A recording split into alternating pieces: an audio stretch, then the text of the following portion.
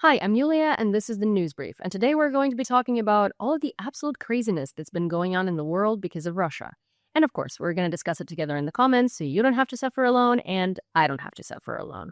So please, don't hesitate and leave all of your thoughts down below. Let's go. Well, let's start with the fact that this Saturday I was traveling from Berlin to Warsaw and then back home. And this Saturday there happened to be a massive cyber attack on Berlin airport coming from Russia. All of our flights were delayed, the gates kept changing. At the time, we did not know it was Russia's cyber attack, but we were delayed coming to Warsaw for about 2 hours. I consider us lucky because the next day, the airport was shut down. It was a complete nightmare. Everything seemed to be changing in the board of arrivals and departures. As I said, gates were changing. It was complete chaos. Now, fast forward this week, Russia's drones, presumably unidentified UAVs, were in the airspace of Norway and Denmark. The Copenhagen airport also experienced a cyber attack, and there has just been a caucus of Russian intrusion into European nations. Earlier last week, we had Russian drones coming into Poland, then we had a drone coming into Romania, and then we had Russian jets in Estonian airspace. If you are not getting it yet, then here is my announcement to you. All of these are escalations, and if you think it's a temporary fluke and Russia's going to get the message and stop doing it, then I hate to break it to you. Because Russia is getting a message, and the message is, well, there's not really much that the EU is going to do about it. There is not really much that NATO is going to do about it. So Russia has all the green flags to continue escalating, continue testing our patience, our response, and seeing what they can get away with. Now, there was an interesting change that everyone is discussing, and that is Donald Trump's rhetoric about Ukraine. And I have a lot to say about it. I think a lot of people are getting distracted by this messaging, and a lot of people are buying it. A lot of people are falling for it. A lot of people are very kind of like excited because this is a 180 flip. I'm here to also tell you that I have zero expectations from this messaging, and I believe this messaging about 0% because I think that all of this is not a cover-up, but a distraction from the ongoing Epstein files situation in the US. Now, here's what the message reads. First of all, I want to comment that this is not Donald Trump's communication style, especially his writing style, because normally when he writes messages on his social media, they kind of sound like verbal diarrhea with lots of caps lock and hey, this is not to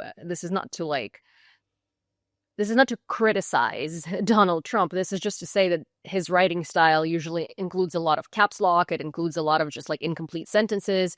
He writes how he speaks. He doesn't really follow writing guidelines and rules. This is a very well-written piece. After getting to know and fully understand the Ukraine-Russia military and economic situation, and after seeing the economic trouble it is causing Russia, I think Ukraine, with the support of the European Union, is in a position to fight and win all of Ukraine back in its original form. With time, patience, and the financial support of Europe, and in particular, NATO, the original borders from where this war started is very much an option. Why not? Russia has been fighting aimlessly for 3.5 years, a war that should have taken a real military power less than a week to win. This is not distinguishing Russia. In fact, it is very much making them look like a paper tiger. When the people living in Moscow and all of the great cities, towns, and districts all throughout Russia find out what is really going on with this war, the fact that it's almost impossible for them to get gasoline through the long lines that are being formed, and all of the other things that are taking place in their war economy, where most of their money is being spent on fighting Ukraine, which has great spirit and only getting better. Ukraine would be able to take their country back in its original form, and who knows, maybe even go further than that. Putin and Russia are in big economic trouble, and this is the time for Ukraine to act. In any event, I wish both countries well. We will continue to supply weapons to NATO for NATO to do what they want with them. Good luck to all. Donald J. Trump, President of the United States of America. Now, here is where I'm coming from with this. First of all, there's so much punctuation used there. It's just not. I mean, someone wrote this for him, and he posted it. This is definitely deliberately to deflect attention from his own domestic problems and his own domestic issues, which he's very well known to do. It's like political smoke screens, right? But we are the ones who are suffering from it. Donald Trump also said that if Russian jets or Russian aviation of any kind takes to the European or NATO countries' airspace, NATO should just shoot it down without thinking. And that was a huge thing for him to say, except about a little bit later, when he was asked about it again, if he would support if the allies did that, he said he doesn't know. So that's the thing. None of these words are really reliable, and they shouldn't be taken at face value, and no one should be betting everything on what Donald Trump says. His rhetoric changes every 5 minutes, and while this is very, very different from what he normally says, and there is a lot less ambiguity in what he says, I would still not take it as anything other than just words and just political smokescreens. Because in reality, when it comes to actions, what we end up hearing is 2-3 weeks and we'll find out. And then it's 2-3 weeks and 2-3 weeks and no real action is ever being taken. So again, political smokescreen, no more, no less. Meanwhile, Europe and the United States are experiencing military production issues because they're just simply not adjusted to modern realities. They're not adjusted to, keeping a huge stockpile for your own defense and for potential future conflicts, and also fighting a conflict that is happening currently. While I would say that with the United States, the US has huge stockpiles of weapons that are old and that could be brought back to a usable format and could be used to actually make a very huge difference in Ukraine, when it comes to producing new technology, when it comes to innovation, when it comes to all of that, no one's really prepared because their factories are just not adapted to producing as much military supplies as the current reality calls for. Ukraine, however, is trying to not fix that situation, but add solutions to this situation by creating military partnerships between Ukraine and allied countries to produce military tech, such as UAVs. Ukraine is one of the leading designers in UAVs these days because, well, hey, we live in a reality that forces us to innovate, that forces us to find cheap solutions, that forces us to find fast solutions. So one of the biggest issues, as I said, is that factories are not adapted and time frames are too tight. So these UAVs that Ukraine has designed, produced, and tested could be a very good solution for feeling a lot more secure in case of an invasion for a lot of NATO and allied countries, because they're cheap, they're fast to produce, you can produce them in large numbers, you can produce them for not a lot of money, and you can have a lot of them in order to overwhelm your, invader or overwhelm your opponent if such emerges. So we all know that drones are the future of warfare, and Ukraine is really banking on that future, and Ukraine is really investing into that future. Ukraine has been innovating amazingly in terms of Ukraine's drones.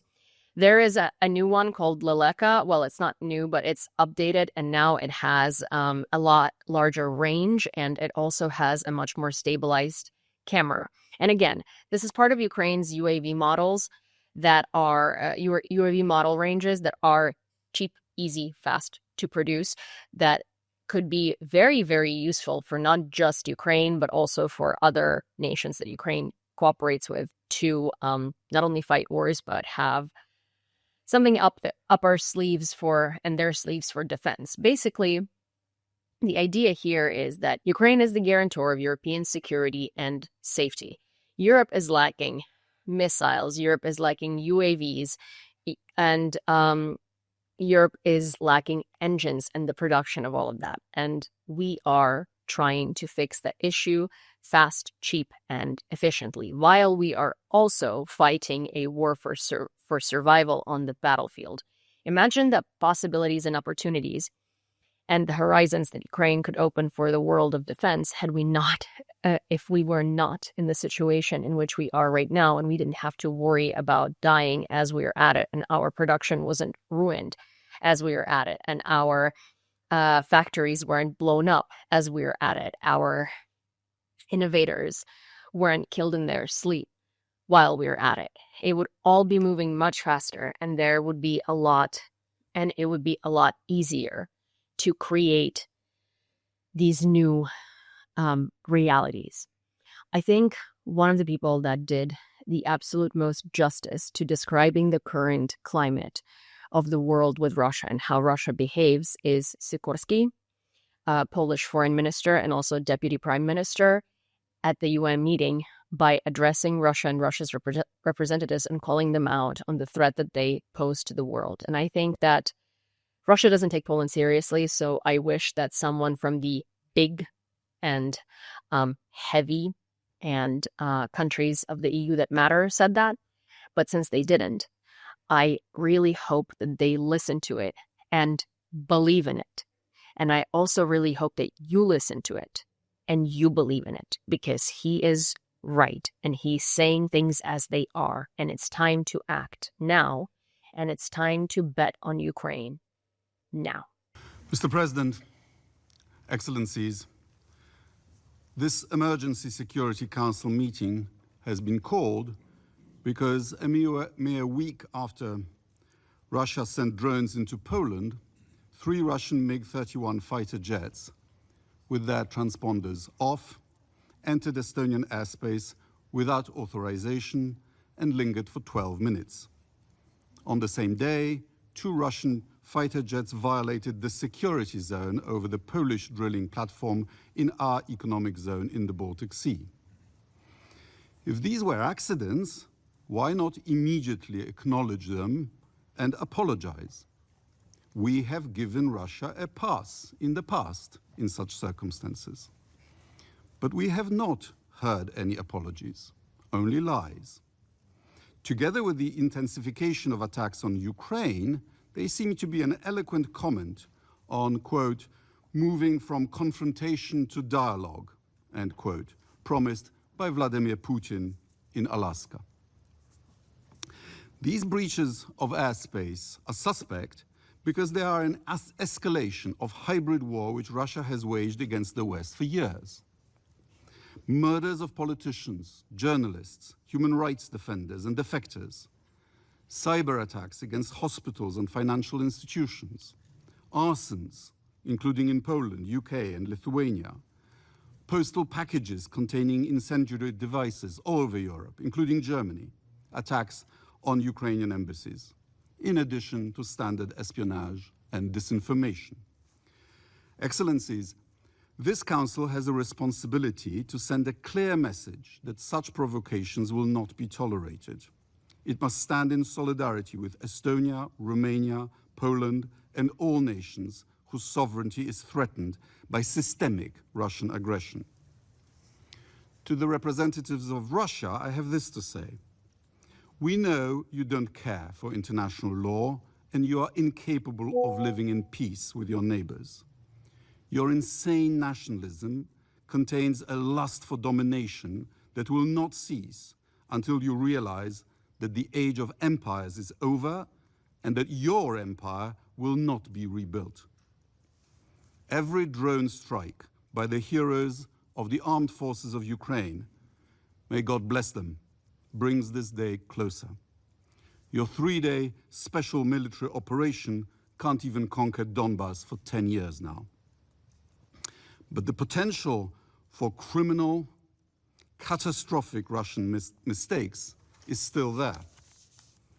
By ordering mobilization in 1914, you precipitated the start of World War I, which bled Europe white and led to your Bolshevik Revolution.